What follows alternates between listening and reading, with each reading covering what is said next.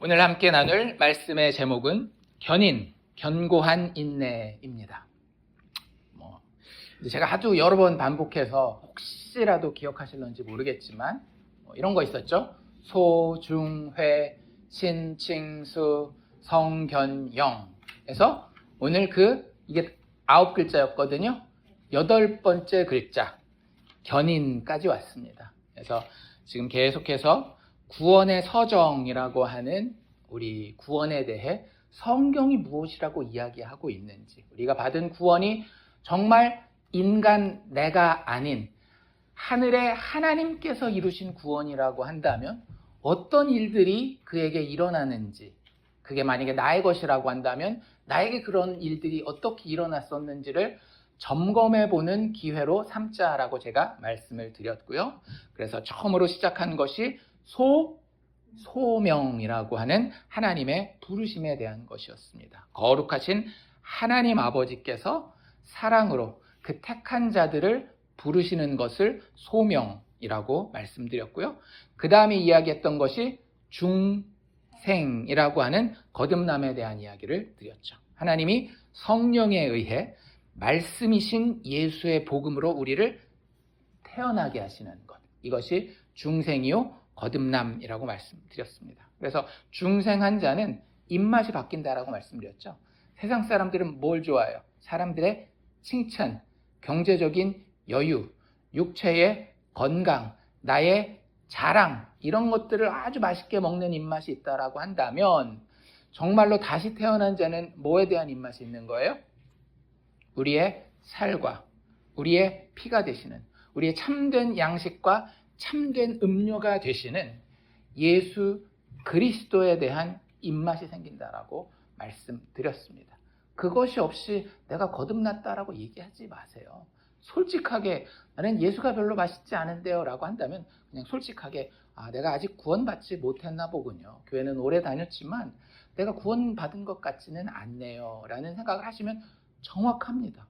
그거를 내가 그렇게 생각한다라고 구원 못 받고 그렇게 생각 안 한다고 구원받고 그런 거 아니에요.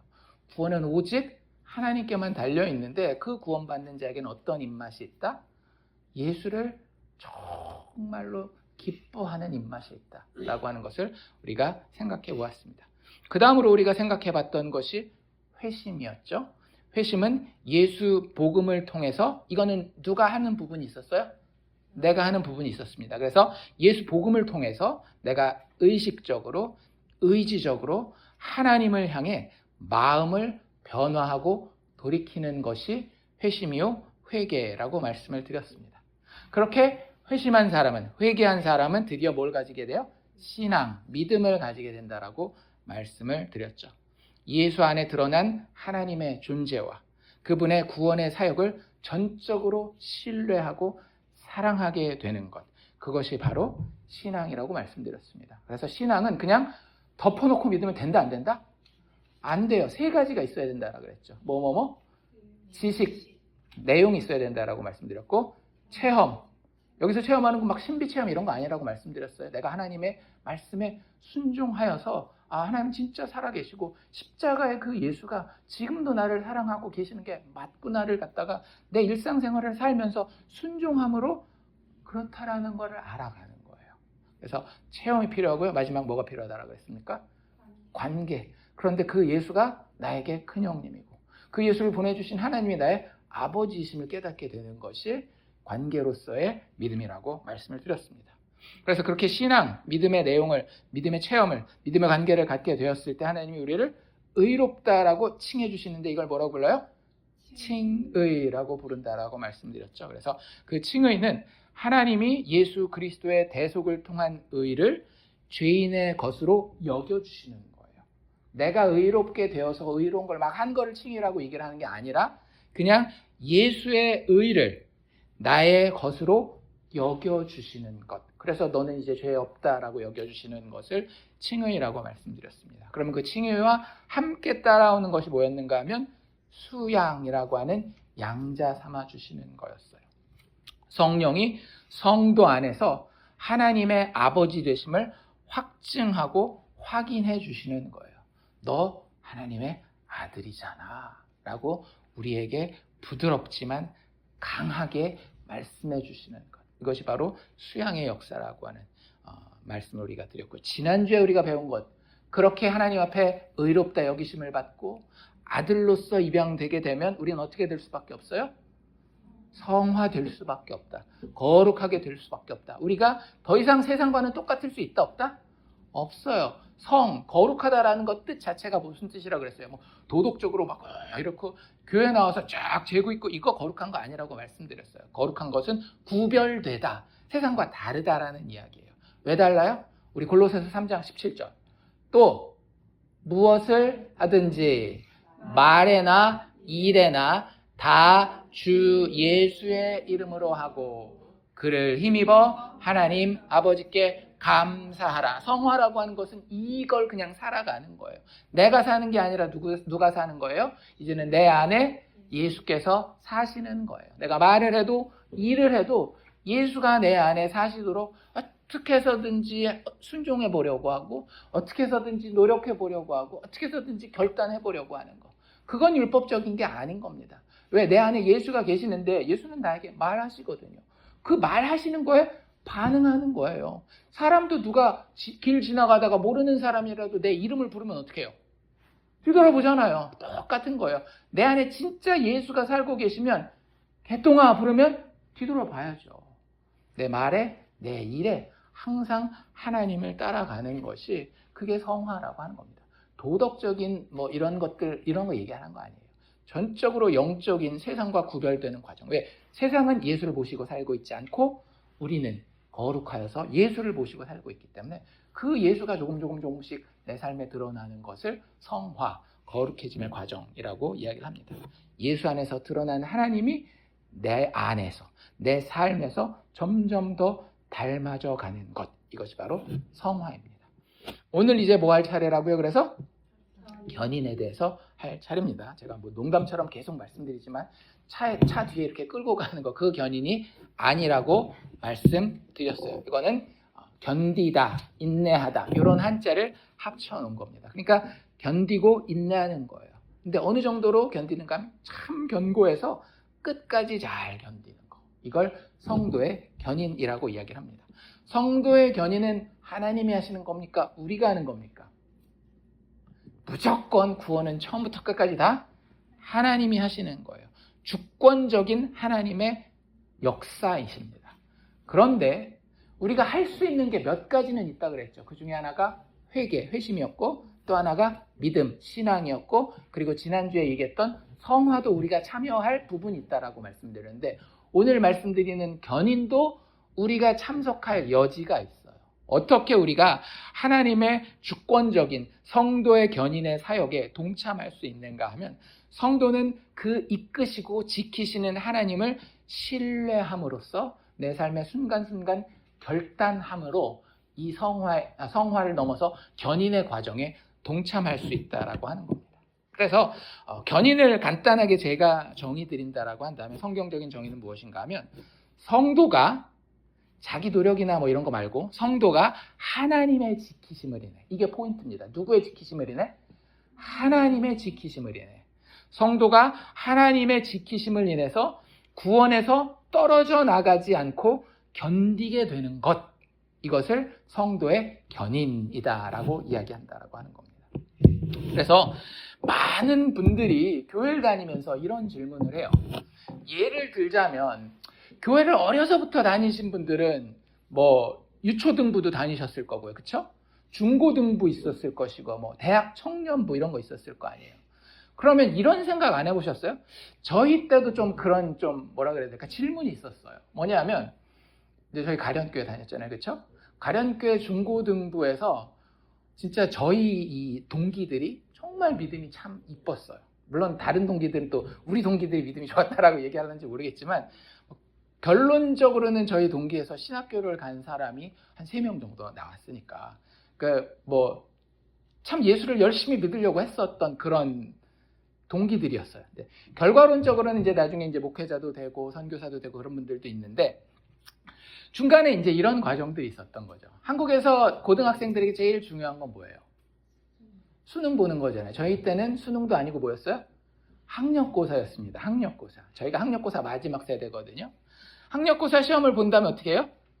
대학 전기 원서 넣고 후기 원서 넣고 막 이랬단 말이에요. 지금 사람들이 잘 모르죠. 근데 옛날엔 그런 것들이 다 있었어요.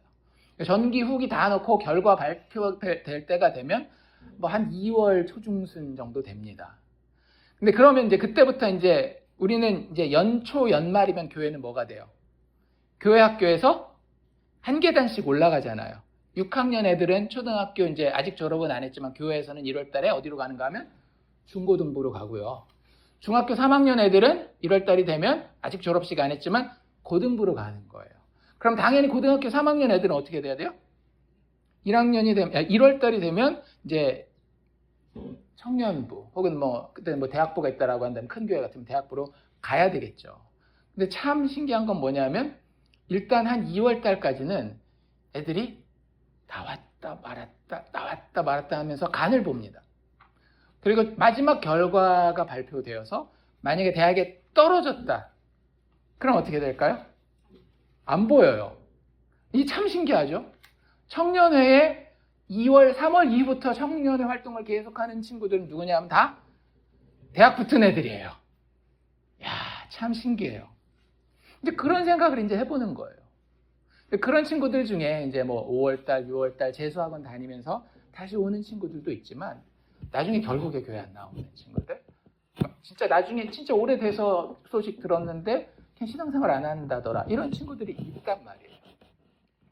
근데 그게 뭐 가련교회만의 문제도 아니고 한국교회만 일어나는 문제도 아니고 정말 많은 데서도 일어나요. 어떤 목사님 제가 이번 주에 자료로 참고하려고 들었던 그 목사님의 그 경험에는 어떤 것도 있는가 하면 미국도 똑같이 고등학교 때 뭐 영라이프라고 하는 아주 유명한 그 고등학생 애들 그 이렇게 성장시키는 신앙적으로 도와주는 학교마다 캠퍼스마다 방문해가지고 도와주는 그런 게 거기도 똑같이 있대요. 그래서 이 고민을 하는 거예요. 대학생들도 마찬가지 아닙니까?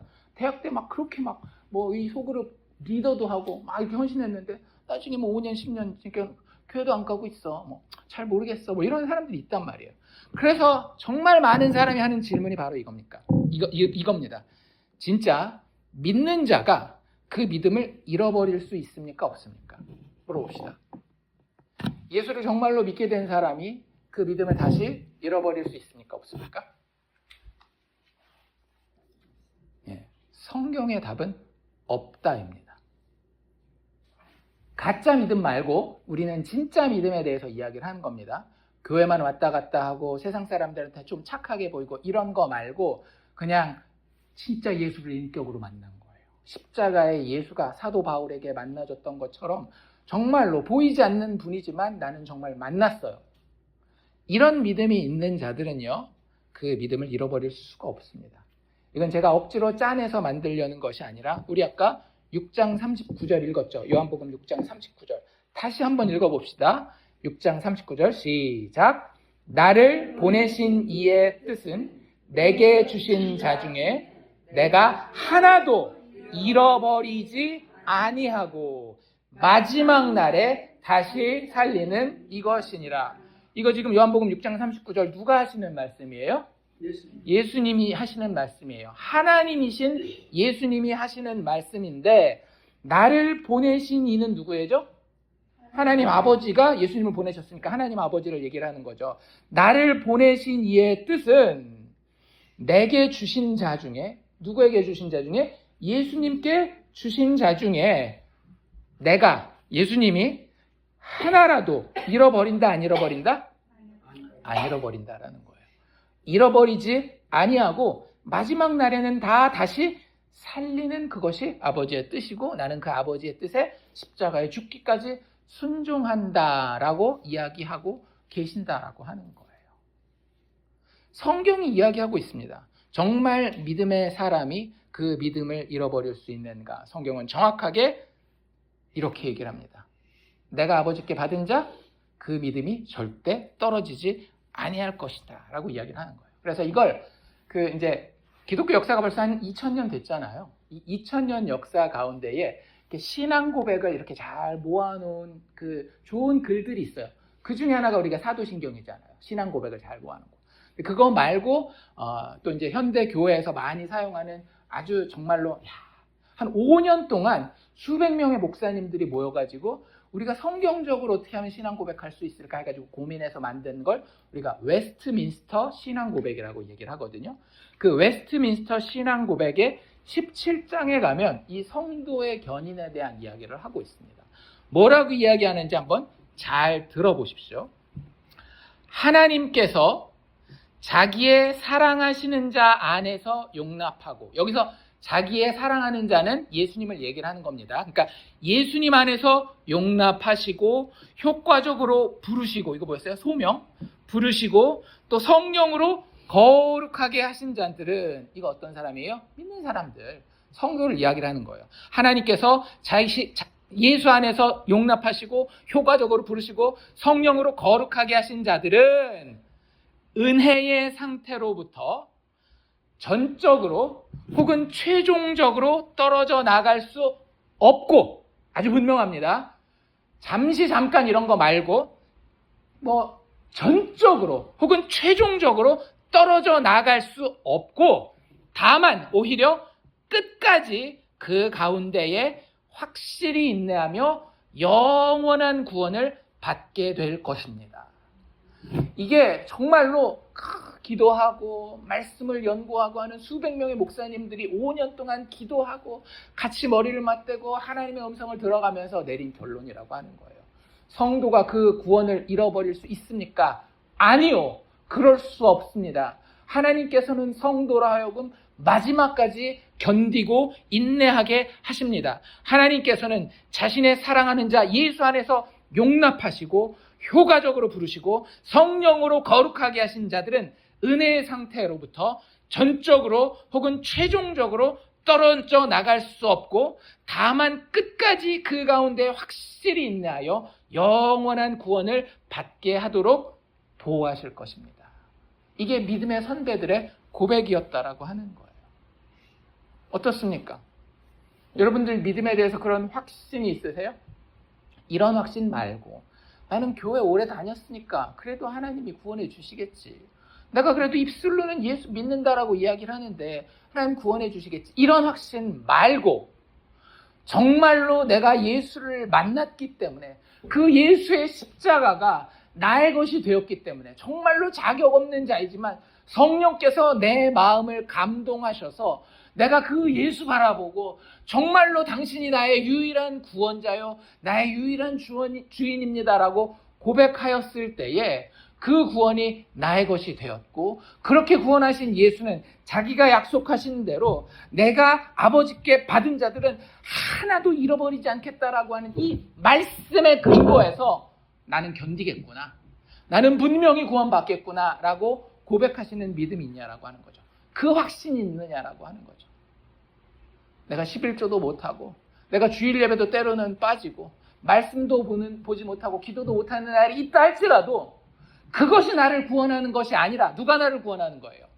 예수가 십자가에서 죽어주신 그 예수가 나를 구원하시는 것이기 때문에 그 예수가 내 안에 들어와서 사시는 것이 성령 안에서 체험되어지는데 어떻게 나의 구원이 잃어버려질 수 있다라고 생각할 수 있겠어요?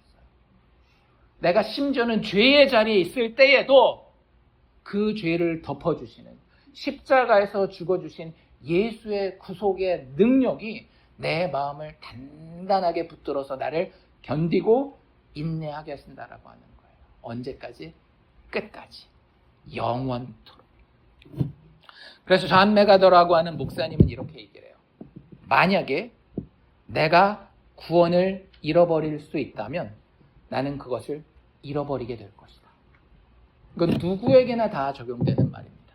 만약에 인간의 구원이라고 하는, 죄인의 구원이라고 하는 것이 죄인에게 달려있어서 내가 그것을 잃어버릴 수도 있고 붙잡을 수도 있다라고 한다면, 그 능력이 나에게 있다라고 한다면 나는 반드시 어떻게 될 수밖에 없을까요? 잃어버릴 수밖에 없는 거예요. 내가 지금 아무리 영적으로 컨디션이 좋아서 벌써 나는 40일째 금식하고 있고 요번 달 월급 다 교회에다 갖다 바쳤고 막 내 마음이 막 엄청 뜨거운 것 같아도 구원이 나에게 달려있다라고 한다면 그 사람은 반드시 그 구원 잃어버립니다. 그럴 수밖에 없는 게 죄인인 거예요. 우리의 소망은 예수 그리스도에게밖에 없는 겁니다. 그런데 그 예수께서 분명히 너는 내 것이며 너의 구원은 내가 지킨다라고 계속 말씀하셨다라는 거예요. 그래서 이 성도가 견딜 수밖에 없다라고 하는, 끝까지 인내할 수밖에 없다라고 하는 성도의 견인은 우리가 그냥 억지로 짜낸 게 아니라 성경의 분명한 약속이라고 하는 겁니다. 성경이 계속해서 뭐라고 약속하고 있는가 하면 하나님의 택자는 하나님이 영원히 잃어버리지 않겠다라고 하는 거예요. 우리가 어디서 봤어요? 요한복음 6장 39절에서 봤잖아요. 이것만 있는 게 아니라요, 구약 성경에도 있어요. 구약에서부터 사실은 그렇게 얘기를 하십니다. 예레미야서 32장 40절에 보면 뭐라고 이야기하시는가 하면 내가 그들에게 복을 주기 위하여, 하나님이 이스라엘 백성들에게 선지자 예레미야를 통해서 하시는 얘기예요. 내가 그들에게 복을 주기 위하여 그들을 떠나지 아니하리라 하는 영원한 언약을 그들에게 세우고. 어떤 언약을 세웠다라고요? 영원한 언약을 세웠다라고요. 근데 그 영원한 언약이 어떤 언약이에요? 그들을 떠나지 아니하리라. 그들을 떠나지 아니하리라 하는 영원한 언약을 그들에게 세우고, 나를 경외하는 마음을 두어서 나를 떠나지 않게 할 것이다. 이게 하나님이 이스라엘 백성들에게 선지자 예레미야를 통해서 하신 말씀이라고 하는 거예요. 이게 언제 하나님이 이렇게 얘기를 하셨는가 하면 이스라엘 백성들이 정말 하나님을 잘 섬기고 하나님을 잘 예배하고 이랬을 때 하나님이 하신 말씀이 아니에요. 예레미야 선지자의 별명이 뭐예요? 눈물의 선지자 아닙니까? 왜요? 그때 나라가 망했거든요. 이스라엘이 하나님 말씀 잘 들었다라는 거예요? 안 들었다라는 거예요? 지지리도 안 들었다라는 거예요. 그때 하나님이 하신 얘기예요. 니들이 나를 잘 섬기니까 내가 영원한 언약을 너희와 맺고 너희를 끝까지 지키겠다, 그런 얘기가 아니라 니들이 지지리도 말을 안 듣는 그때에 니들 가운데에 나의 영원한 계획 가운데 포함되어 있는 택자들이 있는데 그들은 내가 실패하지 않고 살려내겠다라는 거예요. 내가 영원 전에 그들과 맺은 언약이, 영원한 언약이 있다라는 거예요. 그들을 내가 떠나지 아니하리라고 하는 그 언약을 그들에게 분명히 세웠을 뿐만 아니라 그들에게 여호와 경외하는, 예수님을 사랑하는 마음을 주어서 그들 스스로가 어떤 존재가 되는 거예요? 예수를, 하나님을 떠나지 않는 존재가 되게 만들고야 말 것이다. 견디게 하는, 인내하게 하는 그런 존재가 되도록 내가 만들고야 말 것이라는 거예요. 그러니까 성도의 견인은 하나님의 언약 가운데 이미 약속되어 있는 분명한 확증된 사실이라고 하는 것을 믿음의 사람들은 말씀을 통해서 기억하고 이걸 내 마음의 어떤 그 중요한 어떤 기둥으로 삼아야 되는 거예요. 자꾸 나의 잘함에 자랑하지 마시고요. 나의 못남 때문에 막 실망하고 죄책감 가지고 그러지 마세요. 죄책감 딱 하나만 가지면 됩니다. 아이고, 내가 오늘도 예수 사랑하지 못했는데. 그 죄책감은 항상 우리를 십자가로 데려가게 돼 있어요.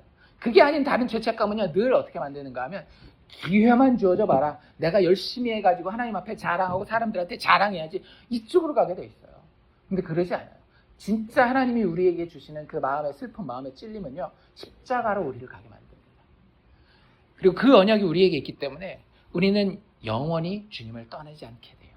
왜냐하면 그분이 우리를 지키시기 때문에. 여기에만 있는 게 아니라 하나님의 택자를 영원히 잃어버리지 않겠다라고 하는 것은 요한복음에도 진짜 많이 나와 있어요. 우리 아까 요한복음 39장도 읽었지만 찾아봅시다. 요한복음 6장에서 한 두세 장만 넘기면 요한복음 10장이 나오거든요. 요한복음 10장 28절입니다. 요한복음 10장 28절. 예수님이 양의 비유를 들으신 때요. 내가 선한 목자고 너희는 나의 양이다. 이 얘기를 하시면서 내 양이 아닌 자는 내 목소리를 듣지 않을 것이다. 뭐 이런 얘기도 하셨거든요. 그리고 나서 요한복음 10장 28절에, 처제가 어머니는 제대로 찾으셨는지 한번 확인 부탁드립니다. 10장 28절에 예수님이 이렇게 이야기하셔요. 같이 한번 읽읍시다. 시작. 내가 그들에게 영생을 주노니 영원히 멸망하지 아니할 것이요 또 그들의 내 손에서 빼앗을 자가 없느니라. 우리가 신앙생활 하면서 망쳐놨어요.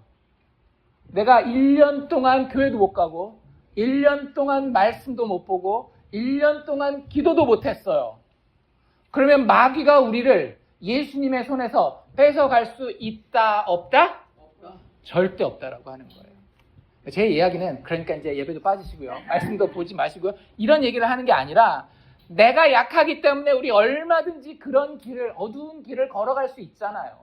정말로 마음이 아프고 몸이 아프고 내 이 자원하는 마음이 따라주지 않아서 그래도 하나님은 멱살 잡고라도 질질 끌고라도 반드시 우리를 영원한 생명의 자리로 데리고 갔고야 말겠다라고 하는 것이 하나님의 뜻이라고 하는 거예요. 그러니 우리가 그 구원을 잃어버릴 수 있어요, 없어요? 절대 우리는 한 번 구원받으면 그 구원을 잃어버릴 수 없는 거예요. 그게 거짓이면 몰라도 그게 진짜 종교심으로 내가 다른 사람한테 보이고 나 스스로만 좀 만족시키려고 죽은 다음에 천국이나 좀 가보려고 했던 게 아니라 진짜 십자가에 예수를 인격적으로 만났다라고 한다면 그 구원은 잃어버려질 수가 없다라고 하는 거예요. 하나 더 찾아볼까요? 거기서 조금 더 뒤로 가면 이거 우리 예전에 설교할 때 제가 했던 거예요. 요한복음 17장입니다. 요한복음 17장 12절이에요. 요한복음 17장은 예수님의 대제사장적 기도였습니다. 그렇죠? 예수님이 자기 자신을 위해서도 기도하지만 누구를 위해서도 기도했어요? 제자들과 앞으로 믿게 될 모든 사람을 위해서 다 기도하는데 17장 12절에 보면 예수님이 그 기도 가운데 대제사장으로서 죄인들을 위해서 기도할 때에 요한복음 17장 12절에 이렇게 이야기하고 계십니다. 우리 한 목소리로 또 읽어보죠. 시작.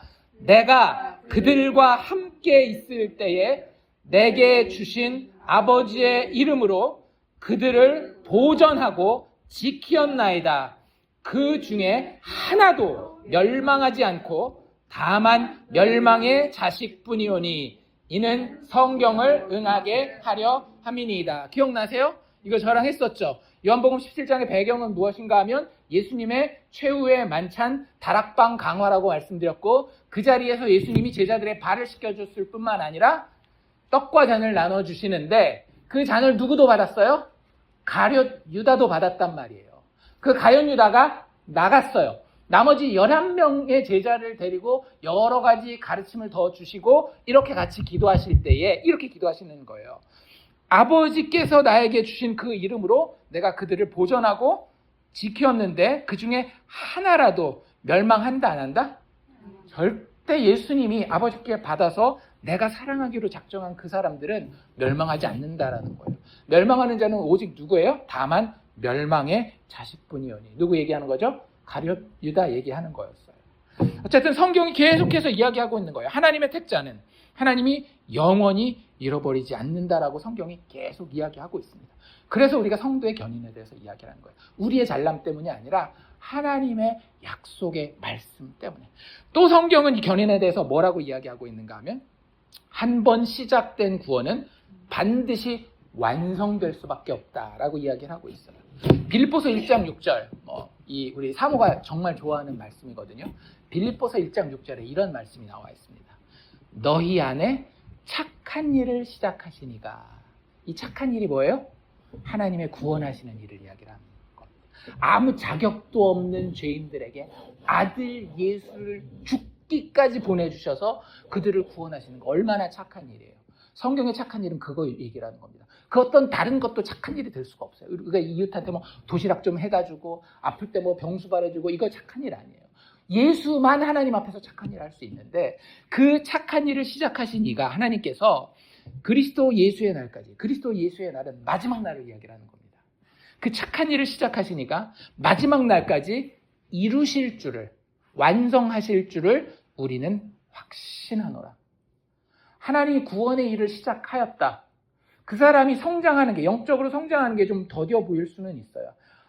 참 계속 성경 공부하는데도, 말씀을 읽고 기도를 하는데도 왜 아직도 참 이게 머리에도 안 들어오고 막 이럴까? 이런 거 있을 수 있어요. 근데 그런 것과 상관없이 일단 진짜 예수를 만난 사람은 마지막에 다음 주에 하게 될 영광스러운, 영화롭게 되는 그 자리에 갈 때까지 하나님의 구원하시는 사역이 완성되기까지 멈춰지지 않는다라고 하는 거예요. 그게 성경의 약속이라고 하는 겁니다. 그리고 이 견인에 대해서 또 한 가지 성경이 이야기하고 약속하고 있는 것은 무엇인가 하면 거듭난 생명은요, 결코 죽지 않는다라고 하는 거예요. 요한복음 3장 16절 아시지 않나요? 하나님이 세상을 이처럼 사랑하사 독생자를 주셨으니 이는 저를 믿는 자마다 장수하게 될 것이다. 그냥 장수 정도가 아니라 멸망치 않고 영생. 말 그대로 끝이 없는 영원한 생명을 주신다라고 약속하시잖아요. 구원을 받았다가 또 잃어버리면 영생이 가능해요? 불가능해요? 불가능하죠. 그러니까 구원은 받으면 그냥 영원히 가는 거예요. 그래서 베드로전서 1장 5절에 보면 뭐라고 되어 있는가 하면 너희는 말세에 나타내기로 예비하신 구원을 얻기 위하여 믿음으로 말미암아 하나님의 능력으로 보호하심을 받았느니라 라고 이야기를 하고 있어요. 여기서 말세는 언제를 얘기를 하는가 하면 마지막 때를 이야기를 하는 거예요. 너희가 마지막 때의 완성으로 나타나기로 예비되어 있는 그 구원 받고야 말 텐데 그 중간 과정에서는 어떤 일이 일어날 것이냐? 하나님의 능력으로 보호하심을 받았다. 그러니까 니들 낙담하지 말아라. 좌절하지 말고 넘어진 그곳에 철퍼덕 앉아서 계속 머물러 있지 말아라. 일어나라. 너희들 인내할 수 있다. 라고 하나님이 우리에게 말씀해 주시는 거예요. 우리가 잘 아는 말씀에는 이런 말씀도 있지 않습니까? 시편 121편. 옛날에 이런 찬양 있지 않았나요? 내가 산을 향하여 눈을 들리라. 나의 도움이 어디서 올꼬. 천지 지으신 여호와 나의 왕이여 영원 무궁히 지키시리로다. 내가 산을 향하여 눈을 들리라 라고 하는 시편 기자의 그 고백이 시편 121편에서 이렇게 마무리됩니다. 제가 한번 읽어드릴게요. 여호와께서 너를 지켜 모든 환난에서 면하게 하시며. 사람들 되게 좋아하죠. 예수만 믿으면 하나님이 모든 환난에서 지켜주셔서 교통사고도 안 당하고 암병도 안 걸리고 경제적으로 사업도 성공하고 자식도 잘 되고. 진짜 그러나요? 안 그렇잖아요. 근데 성경이 왜 이렇게 얘기해요? 여호와께서 너를 지켜 모든 환난을 면하게 하신다 그랬는데 성경이 틀린 건가요? 아니면 우리가 제대로 안 믿고 있는 건가요? 여기서 이야기하는 환난은요, 우리를 구원에서 벗어나게 하는 환난을 이야기를 하는 겁니다. 우리가 예수 사랑하지 아니하고 예수 십자가 보지 않고 정말로 다른 것 사랑하게 되는 그쪽으로 가게 되는 환난을 이야기를 하는 거예요. 그런데 그 모든 환난에서 하나도 예외 없이 하나님은 우리를 지켜내고야 말겠다라는 거예요. 그냥 제 해석이 아니라 시편 기자가 그 뒤에 하는 말을 들어보면 정확하게 알 수 있는데요. 제가 그 뒤까지 다 읽어드릴게요. 여호와께서 너를 지켜 모든 환난을 면하게 하시며 내 영혼을 지키시리라. 무엇을 지키시리라? 영혼을 지키시리라. 그러니까 여기서 얘기하는 환난은 암병 지켜주고 교통사고 안 나게 하고 자식 잘 되게 하는 그런 환난이 아니라는 거죠. 뭐에 대한 환난을 얘기하는 거예요? 영혼에 대한 환난을 이야기를 하는 거예요. 우리가 마땅히 하나님을 사랑하고 여호와를 경외하고 예수 그리스도의 십자가를 통해서 주님과 만나지며 그 앞에 내가 깨어지고 내가 죄인으로 낮아지고 겸손하고 정직해져야 되는데 그렇지 아니하고 세상 사람들 하는 거 보니까 나도 그만큼 할 수 있을 것 같고 나도 혼자 할 수 있을 것 같고 혼자 자랑할 수 있을 것 같아서 교만하고 정직하지 아니하고 나를 정말로 덕지덕지 겹겹겹겹 포장지로 감싸는 그런 영적인 환난을 이야기하는 겁니다. 진짜 예수 믿는 사람은 하나님이 그 꼬라지를 봐요, 못 봐요? 못 봐요. 암병이 걸리게 해서라도 그 꼬라지 못 봅니다, 하나님이. 왜냐하면 그의 영혼이 중요하기 때문에. 여호와께서 너를 지켜 모든 환난을 면하게 하시며 또 내 영혼을 지키시리로다. 언제까지? 여호와께서 너의 출입을 지금부터 영원까지 지키시리로다. 아멘. 이게 하나님의 약속이라고 하는 거예요. 거듭난 생명은요, 이제는 더 이상 결코 죽지 않고 하나님의 보호 가운데 있을 것이다 라고 하는 것이 성경의 약속이라고 하는 거예요. 여러분들 그 자리에 계십니까? 그 자리에 있는지 아닌지 제가 확인할 수 있는 팁을 하나 알려드릴게요. 살아있는 존재는요, 배고프고 목마를 수밖에 없습니다. 그렇지 않나요? 어제 우리 사과 따러 갔는데 날씨가 좀 더웠어요. 따는 그늘 밑이 아니라 햇빛으로 딱 나가면 더워요. 그러면 우리가 살아있는 사람이라고 한다면 물이 땡겨요, 안 땡겨요? 물이 땡길 수밖에 없죠. 근데 그 사과밭에 시체가 하나 멋들어지게 세워져 있어요. 이렇게 잘 이렇게 받쳐가지고 시체가 딱 서 있다라고 해봅시다. 뙤약 끝에 온도가 100도까지 올라가요. 그 시체는 목이 마를까요? 안 마를까요? 100년 거기다 놔두면 그래도 그 중에 하루는 목마르지 않을까요? 하루. 절대 시체는 목마르지 않습니다. 무슨 얘기인지 아시겠어요? 내가 하나님의 지키심을, 하나님의 보호하심을 받는 영생을 소유한 자라고 한다면요, 이 시편 기자가 이야기하는 영혼을 지키시는 하나님의 지키심 가운데에 있는 성도의 견인이 분명하게 약속된 자라고 한다면요, 양식이신 예수를 향해서 배고프고 목마를 수밖에 없어요. 만약에 그걸 느끼신다라고 한다면 걱정하지 마십시오. 누가 지키십니까? 우리 하나님, 우리 예수님이 나를 마지막까지 지키게 하신다라고 하는 거예요. 진짜요? 저희 고등학교 때 같이 교회 다니는 걔는 어떻게 되는 겁니까?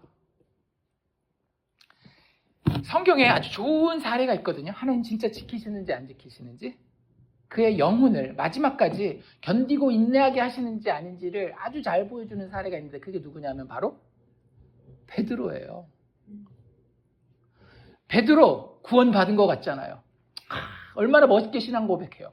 신앙 고백이 이렇게 신학적으로 정확할 수가 없어요. 주는 그리스도시요 살아계신 하나님의 아들이니이다. 얼마나 신학적으로 똑바르게 잘 돼 있어요. 주님을 얼마나 사랑하는가 하면 변화산에서 예수님이 아름답게 변하는 모습을 보고 뭐라 그래요? 주님, 여기가 좋사오니, 여기가 좋사오니 우리 주님과 살겠습니다. 막 이렇게 얘기를 해요. 또 주님이 내가 이제 죽으러 간다 그럴 때는 얼마나 충성해요. 얼마나 충성해요? 주님이 죽으시면 저도 같이 따라서 죽겠습니다 라고 얘기를 해요. 또 그의 믿음이 얼마나 큰가 하면 예수님이 바다 위를 걸어오실 때요, 주님 명하시면 저도 내려가서 바다 위를 걷겠습니다 해서 인류 역사상 유일하게 바다 위를 걸어본 사람이 누구예요? 베드로란 말이에요. 그런데 분명히 구원받은 거 맞죠? 근데 그 베드로가 넘어져요, 안 넘어져요? 넘어진단 말이에요. 일단 무리를 걷다가 회떠가닥 넘어져가지고 푹 빠져버려요. 또 예수님 앞에서 그렇게 자기가 충성 맹세를 해서 내가 예수님과 같이 죽겠습니다 했지만 막상 십자가 앞에서는 어떻게 했어요? 3번이나 예수님을 모른다 부인해요. 심지어는 오순절이 지나고 나서도 우리 지난번에 갈라디아서 얘기 드렸잖아요.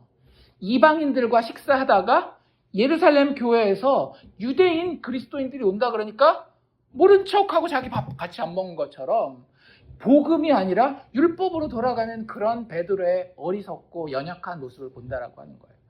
그 정도면 실패해야 되지 않나요? 그 정도면 인내하지 못하고 얘는 이제 안 되겠다. 기회를 몇 번이나 줬는데 도대체 이게 이러는 거야 하고 하나님이 놔도 된단 말이에요. 그런데 베드로 마지막까지 하나님 앞에 견디고 인내합니다. 기독교 구전에 따르자면 베드로는 그의 인생 마지막을 로마에서 지냈어요. 그리고 그때 로마 황제는 네로였습니다. 그 네로가 기독교인들 다 죽이려고 하고 특별히 교회 리더들을 죽이려고 할 때 베드로는 도망가요. 그때 베드로가 그 로마를 나갈 때에 누군가 들어가는 것을 봤는데 그 얼굴을 자세히 보니까 누구였어요? 예수님이었어요. 그래서 거기서 베드로가 물어본 말이 Quo vadis? 주여 어디로 가시나이까? 라고 물어봐요. 물론 성경에 나와 있는 얘기가 아니라 기독교 그 교회사의 전승으로 전해지는 것이지만 그때 예수님이 이렇게 얘기를 하죠. 네가 교회를 버리고 떠나가니 내가 너 대신 그 교회를 맡으러 가야 되겠다라고 들어갔대요. 그리고 베드로가 거기서 무릎 꿇고 깨어지고 주님 제가 가겠습니다 하고 로마 교회로 다시 돌아가고 그는 그 자리에서 네로에 의해서 거꾸로 십자가에 못 박혀서 죽었다라고 이야기해요. 제가 드리려고 하는 말씀은 우리의 믿음의 조상, 위대한 신앙의 사람 베드로 이야기를 하려는 게 아닌 거 아시겠죠? 베드로는 끝까지 넘어지고 실패하는 사람이었다라는 걸 말씀드리는 거예요. 그런데 그걸 견디고 인내하게 하시는 분이 누구라는 거예요? 예수님, 우리 하나님이라는 거예요. 그래서 성도가 견고하고 인내하면서 끝까지 우리의 구원을 잃어버리지 않는다라고 하는 겁니다. 우리가 잘났기 때문이 아니라 예수님이 보호하고 지키시기 때문에. 같은 고난이고 같은 환경이고 같은 환란이었지만 가룟 유다는 어떻게 돼요? 하나님의 품에 있는 그의 택자가 아니었기 때문에 그냥 자기의 의지대로 이것도 시도해봤다가 예수님 팔아먹었다가 그게 아닌가 보다 해서 예수님 팔아먹은 돈 다시 갖다 주면서 예수님 놔주라고도 했다가 막 자기 혼자 발버둥을 치지만 돼요, 안 돼요? 마지막엔 안 된단 말이에요. 그렇기 때문에 성도가 견디고 인내하는 것은 나의 잘남 때문에 되는 것이 아니라 주님이 나를 이끌어 주시고 보호하시기 때문이라고 하는 겁니다. 하나님의 견디게 하시는 은혜가 우리를 구원의 완성의 자리까지 이끌고 가신다라고 하는 거예요. 다시 한번 그럼 정리합시다. 성도의 견인은 누구의 주도적인 사역이에요? 하나님의 주도적인 사역이에요. 그리고 거기다가 우리가 하나 더 보탠다면 뭘 보탠다라고 말씀드렸어요? 거기에 성도의 신뢰와 결단이 같이 보태진다라고 말씀드렸는데 그 부분 잠깐 한번 얘기해 봅시다. 물론 우리는 하나님에 의해서 보존되는 게 맞습니다. 하지만 우리는 그 가운데에 하나님이 인내하는 거예요? 내가 인내하는 거예요? 인내는 내가 하는 겁니다. 하나님은 보호하시고 나는 인내한다. 이게 성도의 견인이에요. 무슨 얘기인지 아시겠죠? 하나님이 보호하시니까 그 하나님을 내가 믿고 신뢰하여서 사랑하여서 십자가 계속 바라보면서 나는 인내하는 거예요. 순종하는 거예요. 우리가 그렇게 동참하는 겁니다. 두 가지 구체적인 방법을 알려드릴 텐데요. 첫 번째는 요한복음 15장 4절에 나와 있습니다. 한번 찾아볼까요? 우리 아직 요한복음 있죠? 요한복음 15장 4절입니다. 요한복음 15장은 우리가 잘 알고 있는 포도나무 비유가 나와 있어요. 그렇죠? 나는 참 포도나무요, 내 아버지는 농부라라고 하는 이야기가 요한복음 15장에 나와 있는데 요한복음 15장 4절에 우리가 어떻게 하면 성도로서 하나님의 지키심 가운데에 잘 인내할 수 있는지를 설명해 주는 말이 여기 나와 있습니다. 15장 4절 같이 읽습니다. 시작. 내 안에 거하라. 나도 너희 안에 거하리라. 가지가 포도나무에 붙어 있지 아니하면 스스로 열매를 맺을 수 없음 같이 너희도 내 안에 있지 아니하면 그러하리라. 아멘. 나의 안에 거하라. 이게 우리가 해야 되는 거예요. 누구 안에 거하라고요? 예수님 안에 거하는 거예요. 예수님 안에 머무르라라고 하는 것입니다. 그게 우리가 인내하는 방법이에요. 내가 의지를 가지고 한번 해보리라. 이게 우리의 인내를 끌어내는 게 아니라 우리는 자꾸 나에게서 눈을 떼어서 그 눈을 어디로 가져가야 되는가 하면 십자가의 예수에게로 가져가야 되는 거예요. 기도할 때도 말씀 볼 때에도 믿음의 사람들끼리 대화를 나눌 때에도 그 눈을 사람에게서 띄어서 누구에게 가져가야 되는가 하면 예수께 가져가고 그 예수와 함께 거하는 거예요. 예수님, 주님 안에 거하기를 원합니다. 그래서 내가 기도하는 게 참 좋습니다. 그래서 내가 주님 이름 부르는 게 참 좋습니다. 그래서 내가 설교 듣고 말씀 보고 그 안에서 하나님의 뜻을 진짜 하나님 무엇을 하셨는지를 보는 게 참 좋습니다. 이게 우리가 견디고 인내하는 방식이라고 하는 거죠. 그 과정에서 우리가 또 할 수 있는 것은 무엇인가 하면 예수님을 바라보는 거예요. 그 안에 거하면서 그냥 꿍 하고 있는 게 아니라 눈을 드세요. 그리고 십자가를 바라보세요. 안 보이면 주님 보게 해주세요 라고 십자가를 바라보세요. 히브리서 12장 2절에 이렇게 이야기하고 계시죠. 믿음의 주요 또 온전케 하시는 이인 예수를 바라보자. 그는 그 앞에 있는 기쁨을 위하여 십자가를 참으사. 예수님 자체가 뭐 하셨대요? 참으셨대요. 인내하셨대요. 부끄러움을 개의치 아니하시더니 하나님 보좌 우편에 앉으셨느니라. 누구를 바라보자? 예수를 바라보자. 예수 안에 거하고 예수를 바라보자. 이게 우리가 인내할 수 있는 방법이라고 하는 겁니다. 뭐 어떤 인간적인 기술을 써서 우리가 하루에 2시간 이상씩만 기도하면 이 믿음의 경주에서 뒤처지지 않고 버틸 수 있어. 뭐 하루에 말씀을 5장씩만 보면 그럴 수 있어. 그런 게 아니라, 그런 것들은 물론 도구로 우리가 사용할 수 있지만 진짜 본질은 어디 있다라고요? 십자가에 예수에게 우리가 붙어 있느냐 아니냐라는 거예요. 그 안에 거하고 그를 바라보는 것이 우리로 하여금 성도의 견인의 자리에 하나님이 원하시는 모습으로 서 있도록 만들어 주신다라고 하는 거죠. 그렇게 될 때에 우리는 인생을 살아가면서 세상 사람들이 겪는 모든 것들을 다 겪게 됩니다. 똑같이 우리도 불편한 일을 당하고요. 스트레스 받는 일이 있을 수밖에 없어요. 그리고 고난도 당하게 돼요. 하지만 우리가 예수 안에 거하고 예수를 바라본다라고 한다면 이런 불편이나 스트레스나 고난은 다 우리의 성도의 견인의 과정에서 아주 중요한 하나님의 도구로서 사용되는 거예요. 성도의 견인은 우리가 세상을 살아가면서 여러 어려움을 당할 때에 우리로 하여금 그것을 통해서 넘어지게 만드는 것이 아니라 우리를 더 큰 믿음으로 인도하신다라고 하는 겁니다. 그게 믿는 사람의 삶의 능력이라고 하는 거예요. 그 가운데 넘어지면 어떻게 하면 돼요? 회개하면 돼요. 회개하고 일어나면 되는 거예요. 그래서 회개가 진짜 중요한 겁니다. 견인 가운데에 회개가 없이는 사실 우리가 버틸 수가 없어요. 왜? 맨날 넘어질 거니까. 알고 있지 않나요? 맨날 내가 말씀 못 보는 날이 있을 거고, 보다가 딴 생각하는 날이 있을 거고, 뭐 교회에서 뭐 하는 것도 누구한테 보이기 위해서 하는 날도 있을 거고, 그럴 때마다 계속 그냥 거기 넘어져 있을 거예요. 그냥 내가 내 의지로만 일어나려고 할 거예요. 그럼 그건 자기 자랑밖에 안 되거든요. 넘어질 때마다 우리에게 필요한 건 뭐예요?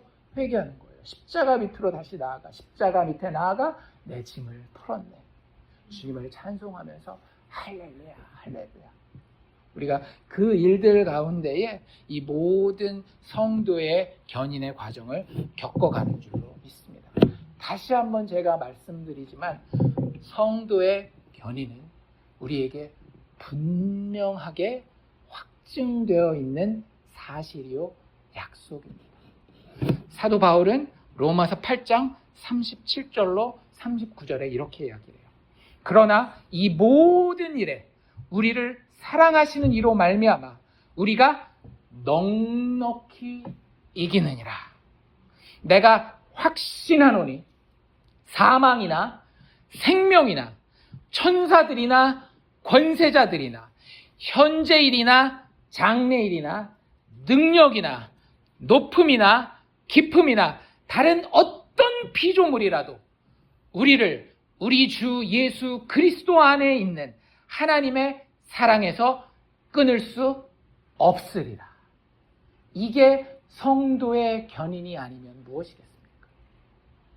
예수 그리스도의 십자가의 죽음과 부활을 통해 보여주신 하나님의 사랑과 하나님의 관심과 하나님의 능력과 하나님의 인내가 우리로 하여금 우리가 구원의 자리에서 마지막까지 견고하게 인내하게 해주실 줄로 믿습니다. 예수 그리스도 십자가의 죽음과 부활을 통해 그 사랑을 드러내신 하나님이 성도가 그의 구원의 마지막에까지 인내하여 보존되도록 여전히 일하고 계심을 우리가 신뢰하고 감사하며 하루하루를 살아갈 수 있기를 주의 이름으로 축원합니다.